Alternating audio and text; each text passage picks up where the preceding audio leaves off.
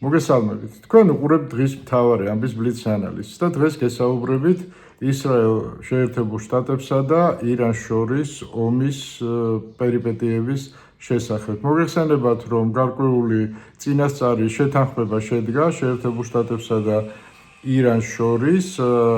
სხვა ინტერპრეტაციებია, ზუსტი ფორმულირება ჩვენ არ ვიცით და ჯერ კიდევ მიმდინარეობს მოლაპარაკებები. დროებითი ღონისძიებები ცეცხლის შეწყვეტასთან დაკავშირებით უკვე გატარებულია, გარკვეული სტაბილიზაცია გაჩნდა მათ შორის ეკონომიკურ სფეროში.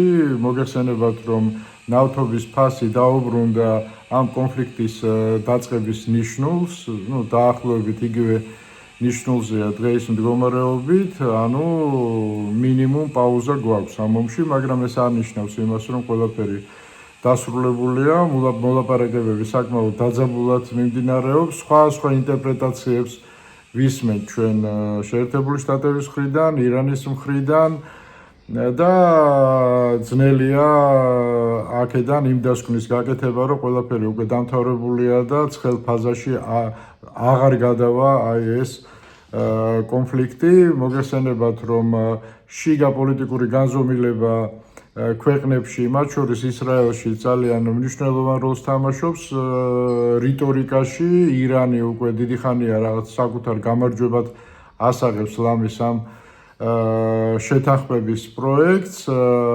ტრამპიც, ესე რომ ვთქვათ, როგორც მისთვის არის დამახასიათებელი, თავის გამარჯვებაზე საუბრობს, თუმცა კითხვის ნიშნები ისმის, ხო, როგორც ერთ მხარეს, ასევე მეორე მხარეს, ასევე ისრაელშიც საკმაოდ დაძაბული შიგა პოლიტიკური სიტუაციები აქვს ერთის მხრივ ნეთანიაჰუს, მეორეს მხრივ ტრამპს თავის ქვეყნებში. მოგეხსენებათ, ორივე ქვეყანაში მალე იქნება არჩევნები და შესაბამისად სისუსტის გამოვლინება ან ერთისთვის, ან მეორისთვის ძალიან მძიმე შედეგებით შეიძლება დასრულდეს.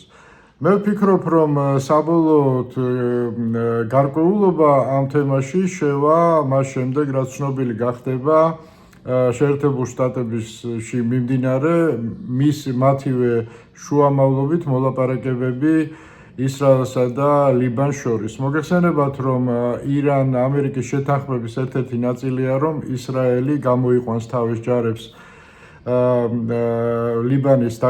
ლიბანში დაკავებული ტერიტორიებიდან. ამ ტერიტორიებს ისრაელი საკუთარი უსაფრთხოების ბუფერულ ზონად განიხილავს და არც თუ უსაფუძვლოდ, გამომდინარე იქიდან, რომ იქ ჰამასი ესე რომ ვთქვათ დომინირებს იმ ტერიტორიებზე, ხო, და ჰამასის მთავარი მიზანი ისრაელის განადგურებაა, ესეც სრულიად ცხადია. შესაბამისად, მიუხედავად იმისა, რომ შეერთებულმა შტატებმა გარკვეული გარანტიები მისცა თითქოს ირანს ამ საკითხთან დაკავშირებით, ისრაელი ამაზე არ თანხმდება, უარს აცხადებს, მე ვიტყოდი, ჯარების გამოყვანაზე. იქ შუალედურ პროექტად განიხილებოდა ესეთი ტიპის შეთანხმება, რომ დაეტოვებინა ჰამას ტერიტორიები და ჩაენაცვლებინა ლიბანის ოფიციალურ შეიარაღებულ ძალებს, თუმცა ისრაელი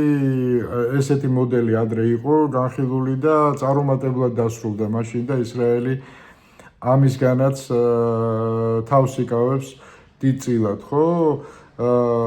დღემდე მოლაპარაკებები არ დასრულებულა, ერთი დღით კიდევ გაგრძელდა, ხო, ვადა გაუგრძელდა ამ მოლაპარაკებებს, ნახოთ როგორ განვითარდება მოვლენები.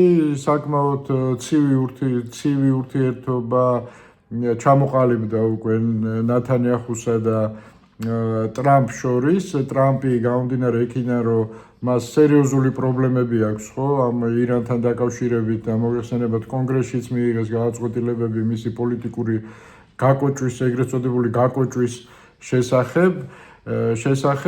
შესაბამისად, ტრამპი და მისი მასთან ასოცირებული მისი, ესე რომ ვთქვათ, გულშემატკივარი მედია ცდილობს, რომ პასუხისგებლობა გარკვეულ წარუმატებლობაზე ამ კამპანიაში გადაიტანოს, წარუმატებლობის ბაზე პასუხისგებლობა დანიშნონ ნათანიახუც არ გახლავთ ეხა პატარა ბიჭი პოლიტიკაში, მას თავისი კონტრარგუმენტები აქვს. ასე რომ შემის აზრით კვანძი საბოლოო ჯამში მაინც გაიხსნება აი ამ მოლაპარაკებების შედეგად. თუ რამდენად შეძლებს ისრაელი და ლიბანი რამდენად შეძლებენ იმ ტიპის მოლაპარაკებებს, რაც ერთი მხრივ პოლიტიკოსებს სახეში ანარჩუნებინებს და მეორე მხრივ რეგიონში უსაფრთხოებაც და სტაბილურობაც იქნება უზრუნველყოფილი. დღეს სულ ეს იყო, ამით გემშვიდობებით.